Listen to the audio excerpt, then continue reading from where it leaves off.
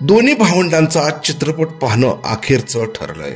दोन सख्खे भाऊ आणि एक मित्र दुचाकीवरून चित्रपट बघून घरी परतत असताना एका अज्ञात वाहनाला धडकले आणि तिघांचाही जागीच मृत्यू झाल्याची घटना बुलढाण्याच्या आमडापूर गावात घडली आहे। बुलढाण्यातून एक मनसुन्न करणारी घटना समोर आली आहे।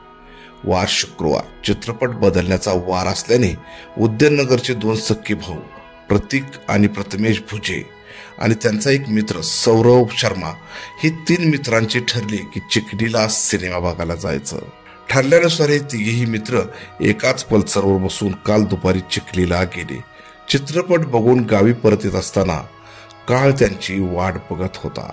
त्यांची पल्सर हाय स्पीड मध्ये होती। हे तिघेही आमडापूरच्या टिपू सुलतान चौकात आले असता समोरून अचानक अज्ञात वाहन आल्याने त्यांना पल्सर थांबवता आली नाही। ते जोरात अज्ञात वाहनाला जाऊन धडकले।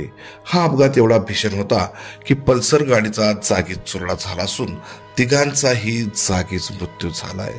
या अपघातानंतर धडकलेले वाहन चालक आपली गाडी घेऊन फरार झालाय। या अपघातानंतर संपूर्ण उदयनगर गावावर शोककळा पसरली आहे, कारण एकाच घरातील दोन सख्खे भाऊ आणि एका मित्राचा या अपघातामध्ये जागीच मृत्यू झालाय।